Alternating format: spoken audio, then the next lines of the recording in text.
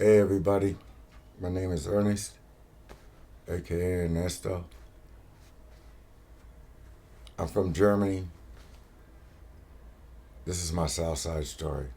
This is real.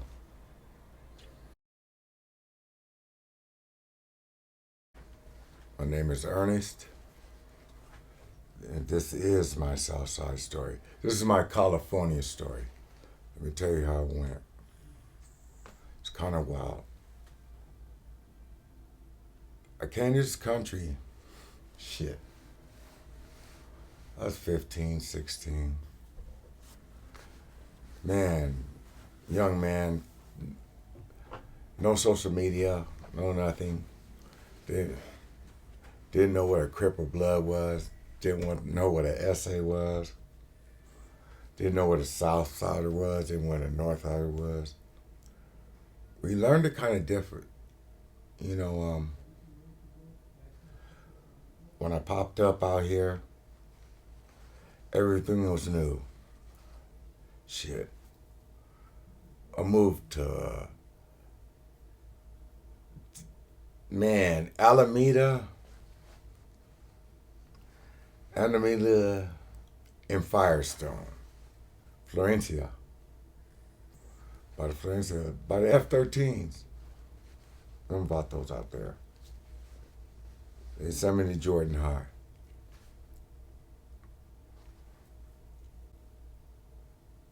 It was rough. Me and my three sisters, we kind of survived. We made it. We did what we had to do. But me being the only boy and a black dude from Germany, it was a lot to adjust to. Didn't understand it. Didn't understand the system. I was always a little off. You know, weird if you want to say. Weird in a cool way. I was always a writer. I'm still a writer. A lot of motherfuckers don't think I am. But I do shit they ain't got the balls to do. I stay an individual and I stay myself. I try not to fuck with nobody and hope nobody fuck with me.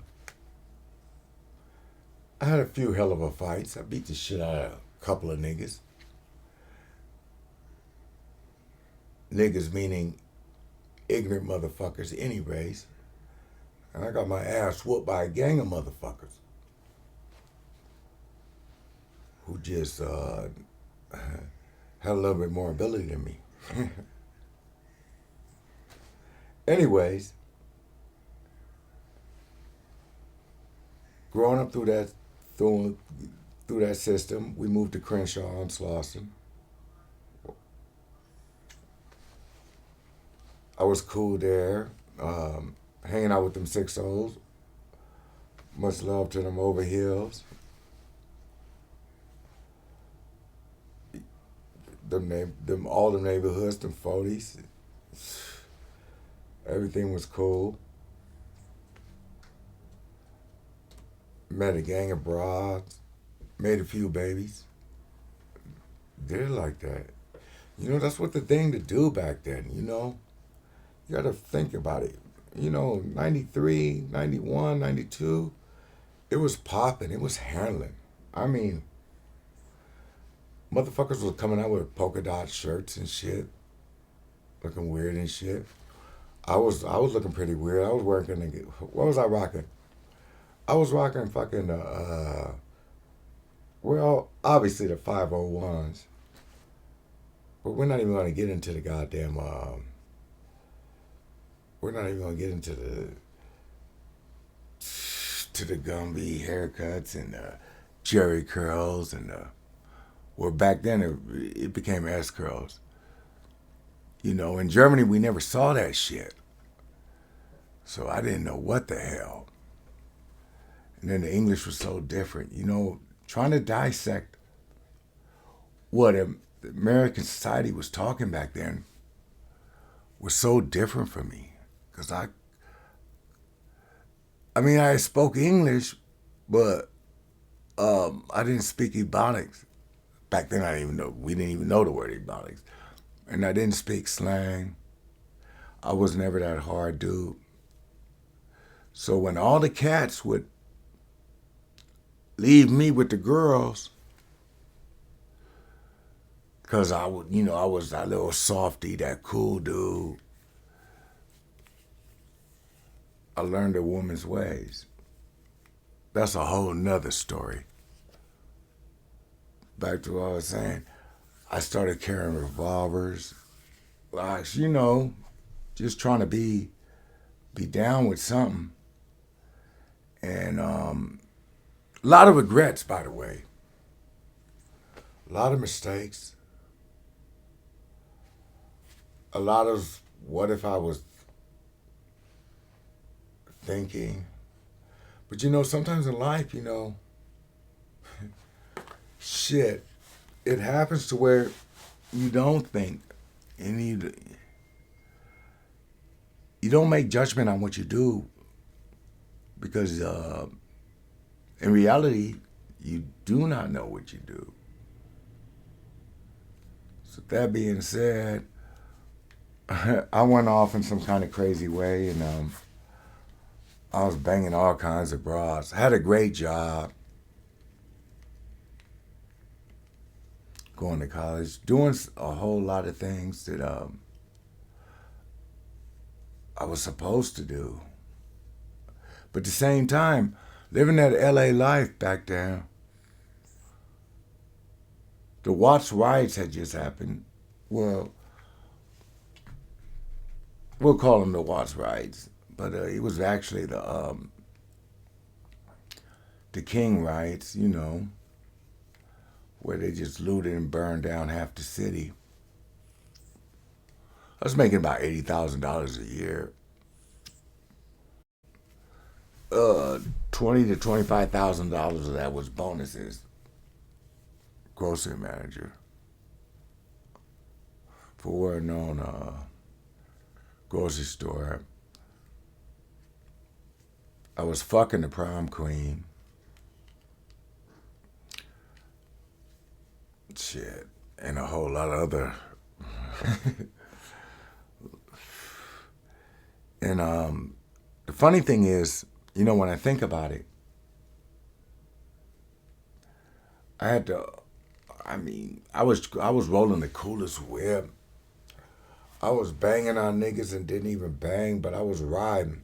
Niggas would come to me and say, "Hey, E, we got problems with these motherfuckers." I was the first one to say, "Fuck it, what we gonna do?" I don't got no tattoos, but I rocked the hood, I repped it. Because that's what I was about. And I'm still about it. And it wasn't about the hood so much. It's about backing up your area, your neighborhood, your peoples, where the fuck you from. If you don't got them cojones, then you don't got shit.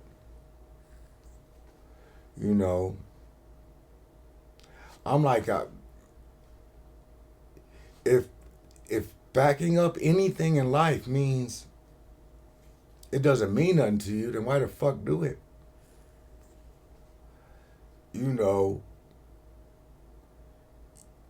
When it comes to anything that goes on in society and you have an opinion on it, you better do some research.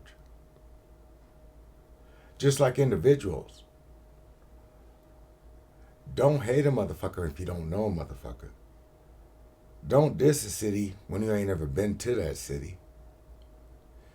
And don't ever disrespect a set when you ain't ever hung with nobody from that set. Or chilled in that set or know what they're doing. That being said, I got in some dangerous situations. I remember one fucking time, I was on 80th and Hoover between Vermont and Figueroa. Some nigga came out and drew up on my cousin boyfriend. This stupid nigga was from fucking Watts. And this nigga, these were motherfucking A-Tray Hoovers. Some real niggas. And this nigga said, I'm from whoop to whoop to whoop. You gotta remember the beef was going down back then. Niggas wasn't bullshitting. This nigga was fucking Grape Street. 103rd Projects. And he claimed it, thinking he was gonna get that pass. He tried to get up the stairs. They drew down on a nigga. They had this motherfucker on the floor, right? My mom ran to me. I'm from Germany. Only been in America like 3 years, some shit like that. They said, Ernest, Mensch, du blöde Gans, the Bitz gone. My mom tells me in German that fucking, they got my cousin's boyfriend on his knees with his hands behind his fucking head. I'm like, oh my fucking God. I didn't think, if I would have thought, I would have never went out there. But I ran the fuck out there. And I remember running down the steps on 80th Street between Vermont and Hoover. That was back when the swap meets was cracking on Vermont. You niggas from LA know what I'm talking about. And I ran down there. And there was some 7-4s there, some OGs. Big ups to them. Some OGs from 7-4. Hoover Ron. Fuck. GANGSTER from A-Tray. Lil GANGSTER from A-Tray. A couple of them niggas was out there. They knew I was a square. And they said, what you doing? I said, man, he don't bang, you a motherfucking lie. He done claimed whoop to whoop, Grape Street, whoop to whoop. Why? Nigga got purple fucking rubber bands on his braids. I'm like, fuck. They said, are you willing to trade places with him? I wasn't trying to die. But I said, yeah. And they told him to get up. And they told me to get on my knees with my hands behind my head.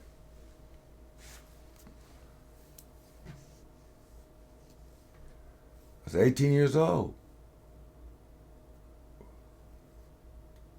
It's like, what the fuck? My heart's racing 100 fucking pounds a minute. Not 100 beats, 100 fucking pounds. It's like pounding through my fucking chest, right? Like, God, man, what the fuck did I just do? I wasn't drinking then. I wasn't smoking weed then. We'd still have a beer or two now and then. My nigga Dale came out, my cousin Dale. I told him, go back in the fucking, get in that fucking house. And they knew him. They was like, whoop to whoop. You know, and I was like, man, it's good. And then they told me, get up. And they had this one nigga. I hated this nigga because he was a hater.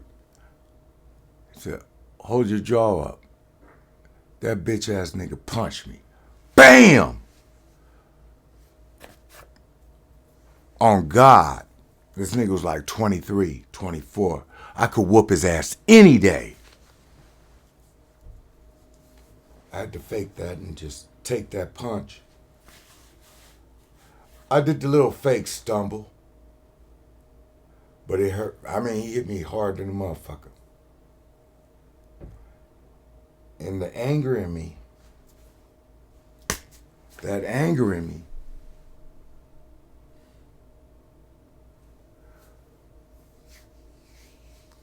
if it hadn't been for the fact that my mom,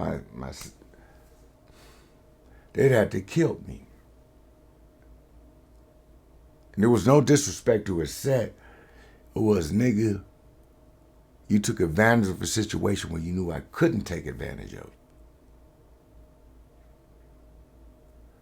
Took it, got back up. I played it off. He socked the shit out of me. They passed me a drink. I hit the drink.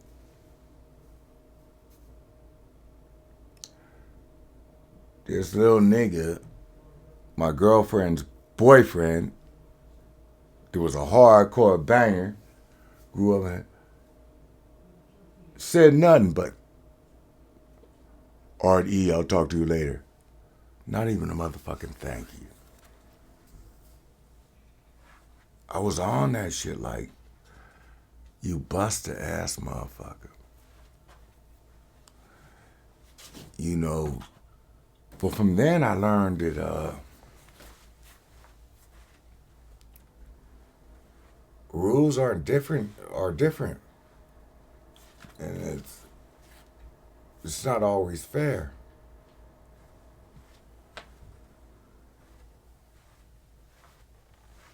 From then on, I had a rep. Niggas try to put me on the set. Big Ron, Little Ron, all the niggas tried to make me from Hoover. Everybody wanted to fight me. I had already had a rep. I had that nigga. I didn't have that rep that knocked out niggas. I had that rep that I could take an ass kicking and come back. We'll drink a beer about it. If you want to fight again, we do it again. I was never that dude that was a knockout nigga. Anybody could be a knockout nigga if you big enough and strong enough. I was that nigga that never quit.